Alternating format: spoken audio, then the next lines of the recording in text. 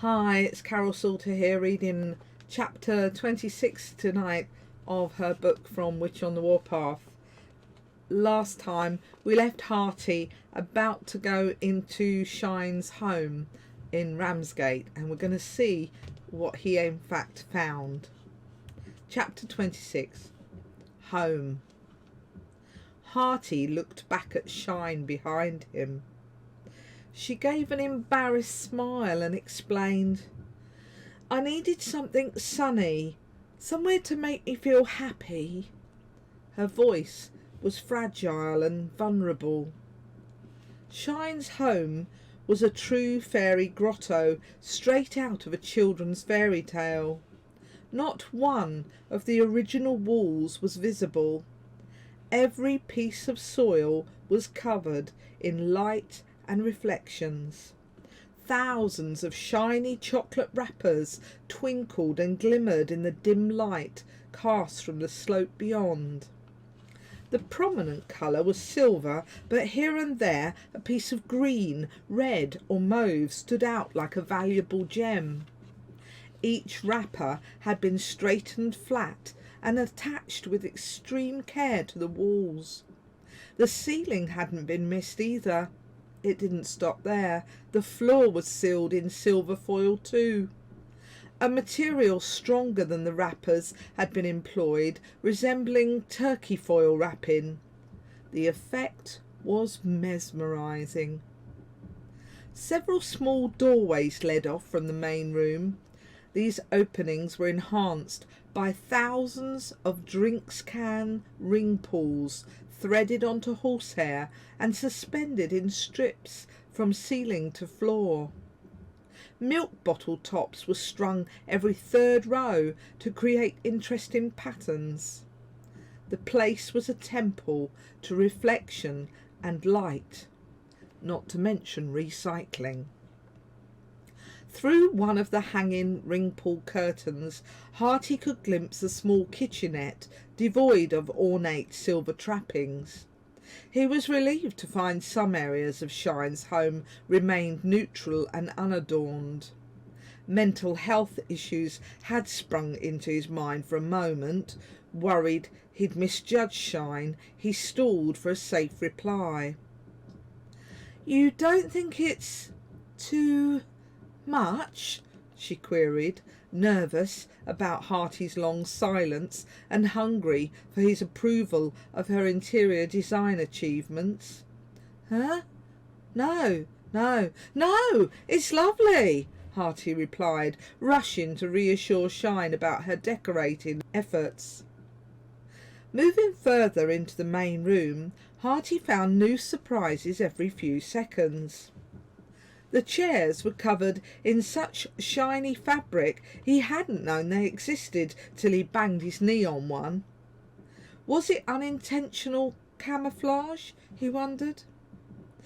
"Only it's the nearest I can get to feeling close to water," Shine enthused. "When I was young, I lived by a large river. On sunny days its sparkle and reflection would find its way down the tunnel to my parents' home. I've tried to emulate it in here." "It's very nice," Harty responded, careful to keep his voice polite and neutral. He was aware Shine might be sensitive about her belongings. "Oh, good," said Shine, letting out such a huge sigh. It confirmed to Harty how important it had been for him to say the right thing.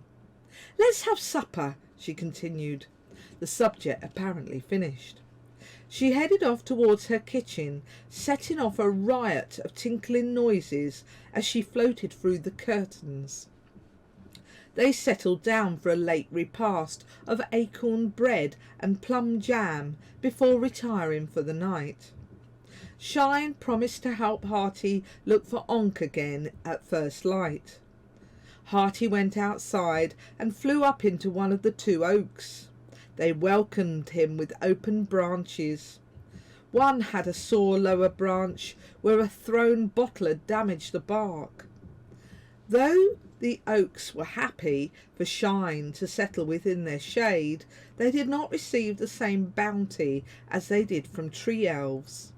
Shine's affinity was with water, and her bond was to river creatures, fish and plants. The tree sighed as Hearty curled up within a hollow where its two main branches met. It could feel its limb healing as the elf slept. Hearty's life force suffused the damaged tree. There would be acorns aplenty come morn in gratitude, regardless of the season. Hearty was falling off to sleep, snuggling further down into a nest he'd concocted out of fallen leaves, when he saw movement out the corner of his eye. A watcher was perched on a post between a section of the black spear-headed railings which surrounded the estate. He, for Hearty could see the watcher was male, sat looking from side to side, waiting. The watcher became bored with waiting. Fairies were not known for their endless patience. To pass the time, he tiptoed back and forth along the horizontal iron bar between each gold-tipped spear, his eyes never straying far from the object of his attention. Hearty knew what the watcher watched, knew he waited for fairy parents to arrive. He followed the watcher's gaze and saw, nestled in the grass near the low wall beneath the embedded rails, a tiny, shiny speck. The speck was a shiny blue cocoon. Hearty couldn't make out every detail, but he was sure its occupant would look like Onk's cocoon in every way but one. Hearty got more comfortable on the branch, sitting so he could continue to watch the proceedings as they unfolded. He'd never seen a baby's birth before. And that's where we're ending tonight. It's a super short chapter, and you'll have to tune in next time to see what happened about the cocoon. Goodbye.